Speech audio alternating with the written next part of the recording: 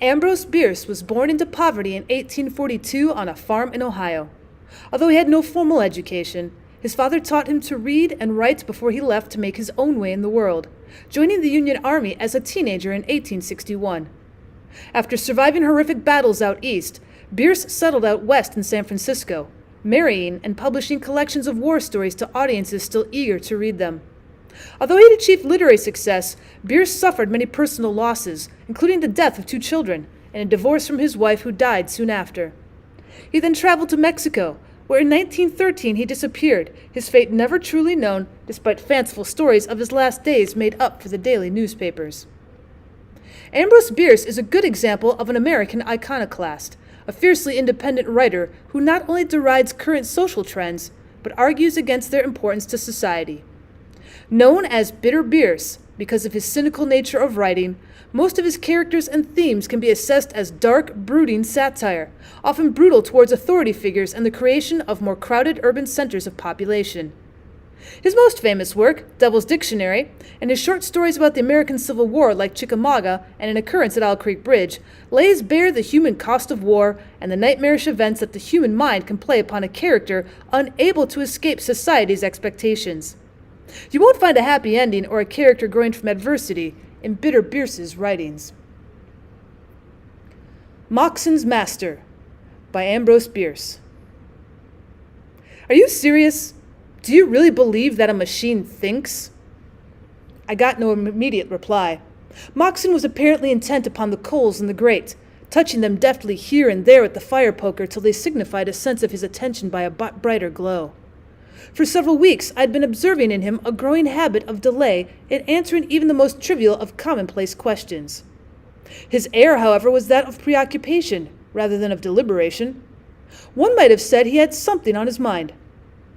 Presently he said, "What is a machine?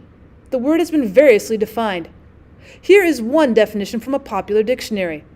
Any instrument or organization by which power is applied and made effective, or a desired effect produced." Well then, is not man a machine? And you will admit that he thinks, or thinks he thinks. If you do not wish to answer my question, I said rather testily, why not say so? All that you say is mere evasion. You know well enough that when I say machine, I do not mean a man, but something that man has made and controls. When it does not control him, he said, rising abruptly and looking out a window, whence nothing was visible in the blackness of a stormy night. A moment later he turned about, and with a smile said, "I beg your pardon, I had no thought of evasion. I considered the dictionary man's unconscious testimony suggestive and worth something in the discussion. I can give your question a direct answer easily enough. I do believe that a machine thinks about the work that it's doing." Well, that was direct enough, certainly. It was not altogether pleasing, for it tended to confirm a sad suspicion that Moxon's devotion to study and work in his machine shop had not been good for him. I knew, for one thing, that he suffered from insomnia, and that is no light affliction. Had it affected his mind? His reply to my question seemed to me then evidence that it had. Perhaps I should think differently about it now. I was younger then, and among the blessings that are not denied to youth is ignorance. Incited by that great stimulant to controversy, I said, "And what, pray, does it think with, in the absence of a brain?" The reply, coming with less than his customary delay, took his favorite form of counter-interrogation. "With what does a plant think, in the absence of a brain?" "Ah, plants also belong to philosopher class. I should be pleased to know some of their conclusions. You may omit the premise." "Well, perhaps," he replied, apparently unaffected by my foolish irony. "You may be able to infer their convictions from their acts. I will spare you the familiar examples of the sensitive mimosa, the several insectivorous flowers, and those whose stamens bend down and shake their pollen upon the entering bee, in order that he may fertilize their distant mates. But observe this. In an open spot in my garden I planted a climbing vine. When it was barely above the surface, I set a stake into the soil a yard away. The vine at once made for it, but as it was about to reach it after several days, I removed it a few feet. The vine at once altered its course, making an acute angle, and again made for the stake. This maneuver was repeated several times, but finally, as if discouraged, the vine abandoned the pursuit, and ignoring further attempts to divert it, traveled to a small tree farther away, which it climbed. Roots of the eucalyptus will prolong themselves incredibly in search of moisture. A well-known horticulturist relates that one entered an old drain pipe and followed it until it came to a break, where a section of the pipe had been removed to make way for a stone wall that had been built across its course. The root left the drain and followed the wall until it found an opening where the stone had fallen out. It crept through and, following the other side of the wall back to the drain, entered the unexplored part and resumed its journey. And all this? Well, can you miss the significance of it? It shows the consciousness of plants. It proves that they think. Well, even if it did, what then? We were speaking not of plants but of machines. They may be composed partly of wood that has no longer vitality, or wholly of metal. Is thought an attribute also of the mineral kingdom? Well, how else do you explain the phenomena, for example, of crystallization? Well, I do not explain them. Well, because you cannot without affirming that you wish to deny, namely, intelligent cooperation among the constituent elements of the crystals. When soldiers form lines or hollow squares, you call it reason. When wild geese in flight take the form of a letter V, you say instinct. When homogeneous atoms of a mineral moving freely in solution arrange themselves into shapes mathematically perfect, or particles of frozen moisture into a symmetrical and beautiful form of snowflakes, you have nothing to say. You have not even invented a name to conceal your heroic unreason. Moxon was speaking with an unusual animation and earnestness. As he paused, I heard in an adjoining room known to me as his machine shop, which no one but himself was permitted to enter, a singular thumping sound, as of someone pounding upon a table with an open hand. Moxon heard it at the same moment, and, visibly agitated, rose and hurriedly passed into the room whence it came. I thought it odd that anyone else should be in there, and my interest in my friend, with doubtless a touch of unwarrantable curiosity, led me to listen intently, though I'm happy to say not at the keyhole. There were confused sounds as of a struggle or scuffle, and the floor shook. I distinctly heard hard breathing and a hoarse whisper which said, "Damn you!" And then all was silent, and presently Moxon reappeared, and said with a rather sorry smile, "Well, pardon me for leaving you so abruptly. I have a machine in there that lost its temper and cut up rough." Well, fixing my eyes steadily upon his left cheek, which traversed by 4 parallel excoriations showing blood, I said, "Well, how would it do to trim its nails?" I could have spared myself the jest, and he gave it no attention, but seated himself in the chair that he'd left, and resumed the uninterrupted monologue as if nothing had occurred. "Well, doubtless you do not hold with those, I need not name them to a man of your reading, who've taught that all matter is sentient, every atom is a living, feeling, conscious being. I do. There is no such thing as dead inert matter. It is all alive, all instinct with force, actual and potential, all sensitive to the same forces in its environment and susceptible to the contagion of higher and subtler ones, residing in such superior organisms as it may be brought into relation with, as those of man when he is fashioning it into an instrument of his will. It absorbs something of his intelligence and purpose, more of them in proportion to the complexity of the resulting machine and that of its work." Do you happen to recall Herbert Spencer's definition of life? I read it 30 years ago. He may have altered it afterward for anything I know, but in all that time I've been unable to think of a single word that could profitably be changed or added or removed. It seems to me not only the best definition, but the only possible one. Life, he says, is a definite combination of heterogeneous changes, both simultaneous and successive, in correspondence with the external coexistences and sequences. Well, that defines the phenomenon, I said, but it gives no hint of its cause. Well, that, he replied, is all that any definition can do. As Mill points out, we know nothing of cause except as an antecedent, nothing of effect except as a consequent. Of certain phenomena, one never occurs without another which is dissimilar. First, in point of time, we call cause, and the second, effect. One who's had as many times seen a rabbit pursued by a dog had never seen rabbits and dogs otherwise, and they would think the rabbit is the cause of the dog. But I fear, he added, laughing naturally enough, that my rabbit is leading me a long way from the track of my legitimate quarry. I'm indulging in the pleasure of the chase for its own sake. What I want you to observe is that in Herbert Spencer's definition of life, the activity of a machine is included. There is nothing in the definition that's not applicable to it. According to the sharpest of observers and deepest of thinkers, if a man during his period of activity is alive, so is a machine when in operation. As an inventor and constructor of machines, I know that to be true. Moxon was silent for a long time, gazing absently into the fire. It was growing late, and I thought time to be going, But somehow I did not like the notion of leaving him in that isolated house, all alone except for the presence of some person whose nature my conjectures could go no further than it was unfriendly, perhaps malign. Leaning toward him and looking earnestly into his eyes while making a motion with my hand through the door of his workshop, I said, "Moxon, whom have you in there?" Somewhat to my surprise, he laughed lightly and answered without hesitation, "Nobody. The incident that you have in mind was caused by my folly in leaving a machine in action with nothing to act upon, while I undertook the interminable task of enlightening your understanding. Do you happen to know that consciousness is the creature of rhythm?" "Oh, bother them both," I replied, rising and laying hold of my overcoat. "I'm going to wish you a good night, and I'll add the hope that the machine which you inadvertently left in action will have her gloves on next time you think it needful to stop her." Without waiting to observe the effect of my shot, I left the house. Rain was falling and darkness was intense. In the sky beyond the crest of the hill toward which I groped my way along precarious plank sidewalks and across miry, unpaved streets, I could see the faint glow of the city's lights. But behind me nothing was visible but a single window of Moxon's house. It glowed with what seemed to me a mysterious and fateful meaning.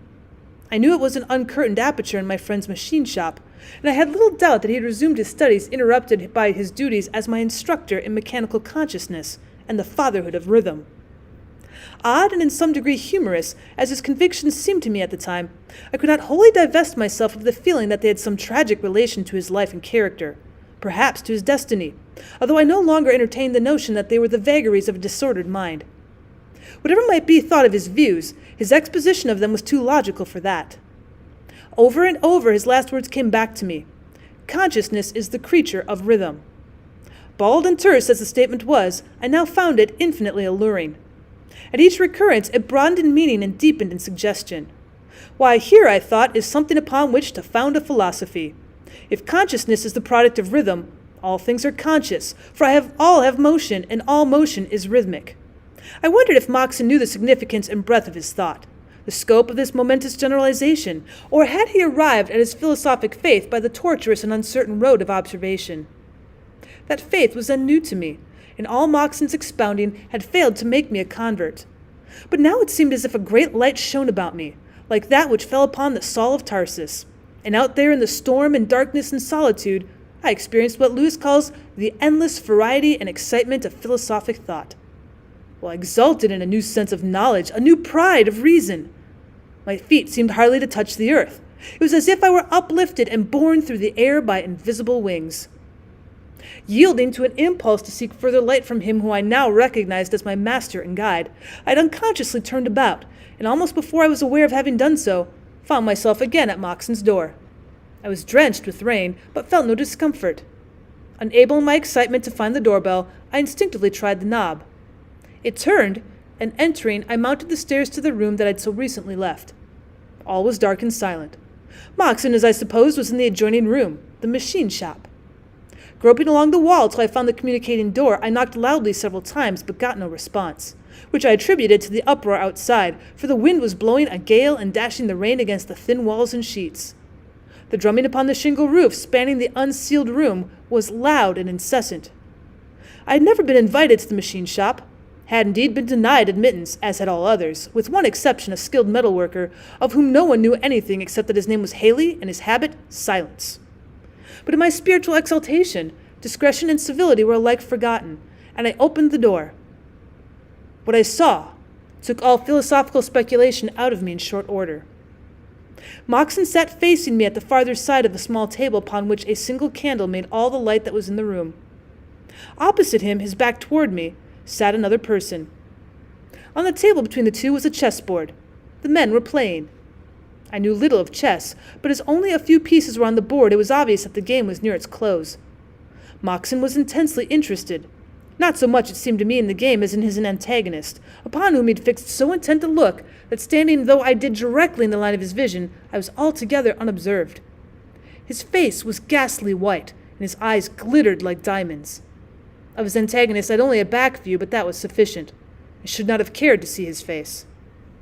He was apparently not more than 5 feet in height, with proportions suggesting those of a gorilla, a tremendous breadth of shoulders, thick, short neck, and broad, squat head, which had tangled growth of black hair and was topped with a crimson fez. A tunic of the same color, belted tightly to the waist, reached the seat, apparently a box, upon which he sat. His legs and feet were not seen.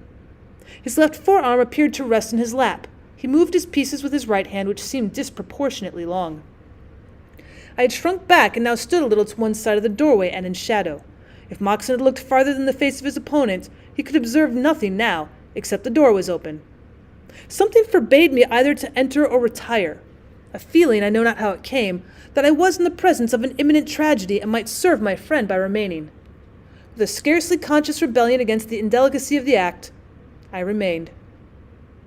The play was rapid. Moxon hardly glanced at the board before making his moves, and to my unskilled eye seemed to move the piece most convenient to his hand, his motions in doing so being quick, nervous, and lacking in precision. The response of his antagonist, while equally prompt in the inception, was made with slow, uniform, mechanical, and I thought somewhat theatrical movement of the arm. That was a sore trial to my patience. There was something unearthly about it all, and I caught myself shuddering. But I was wet and cold. 2 or 3 times after moving a piece, the stranger slightly inclined his head, and each time I observed that Moxon shifted his king. All at once the thought came to me that the man was dumb. And then he was a machine, an automaton chess player. And then I remembered that Moxon had once spoken to me of having invented such a piece of mechanism, though I did not understand that it had actually been constructed. Was all his talk about the consciousness and intelligence of machines merely a prelude to eventual exhibition of this device? Only a trick to intensify the effect of its mechanical action upon me in my ignorance of its secret. A fine end. This of all my intellectual transports, my endless variety and excitement of philosophic thought. I was about to retire in disgust when something occurred to hold my curiosity. I observed a shrug of the thing's great shoulders as if it were irritated. And so natural was this, so entirely human, that in my new view of the matter, it startled me. Nor was that all, for a moment later, it struck the table sharply with its clenched hand. At that gesture, Moxon even seemed more startled than I. He pushed his chair a little backward as in alarm. Presently Moxon, whose play it was, raised his hand high above the board, pronounced upon one of his pieces like a sparrowhawk, and with the exclamation "checkmate," rose quickly to his feet and stepped behind his chair. The automaton sat motionless. The wind had now gone down, but I heard at lessening intervals and progressively louder the rumble and roll of thunder. In the pauses between I now became conscious of a low humming or buzzing, which, like the thunder, grew momentarily louder and more distinct. It seemed to come from the body of the automaton, and was unmistakably a whirring of wheels. It gave me the impression of a disordered mechanism which had escaped the repressive and regulating action of some controlling part, an effect such as might be expected if a pawl should be jostled from the teeth of a ratchet wheel. But before I had time for much conjecture as to its nature, my attention was taken by the strange motions of the automaton itself. A slight but continuous convulsion appeared to have possession of it. In body and head it shook like a man with palsy or an ague chill, and in motion augmented every moment until the entire figure was in violent agitation. Suddenly it sprang to its feet, and with a movement almost too quick for the eye to follow, shot forward across table and chair with both arms thrust forth to their length, the posture and lunge of a diver. Moxon tried to throw himself backward out of reach, but he was too late. I saw the horrible thing's hand close upon his throat, his own clutch its wrists, and then the table was overturned and candle thrown to the floor and extinguished, and all black dark. But the noise of the struggle was dreadfully distinct, and most terrible of all were the raucous squawking sounds made by the strangled man's efforts to breathe. Guided by the infernal hubbub, I sprang to the rescue of my friend, but had hardly taken a stride in the darkness when the whole room blazed with a blinding white light that burned into my brain and heart and memory, a vivid picture of the combatants on the floor. Moxon underneath, his throat still in the clutch of those iron hands, his head forced backward and his eyes protruding, his mouth wide open and his tongue thrust out. In horrible contrast, upon the painted face of his assassin, an expression of tranquil and profound thought, as in the solution of a problem in chess. This I observed, and then all was blackness and silence. 3 days later I recovered consciousness in the hospital. As the memory of that tragic night slowly evolved in my ailing brain, I recognized in my attendant Moxon's confidential workman, Haley. Responding to a look, he approached, smiling. "Tell me about it," I managed to say faintly. "All about it." "Well, certainly," he said. You were carried unconscious from a burning house. Moxon's. Nobody knows how you came to be there. You may have to do a little explaining. The origin of the fire is a bit mysterious, too. My own notion is that the house was struck by lightning. And Moxon? Buried yesterday. What was left of him. Apparently this reticent person could unfold himself on occasion. When imparting shocking intelligence to the sick, he was affable enough. After some moments of the keenest mental suffering, I ventured to ask another question. Who rescued me? Well, if that interests you, I did. Well, thank you, Mr. Haley, and may God bless you for it. Did you rescue also that charming product of your skill, the automaton chess player that murdered its inventor? The man was silent a long time, looking away from me.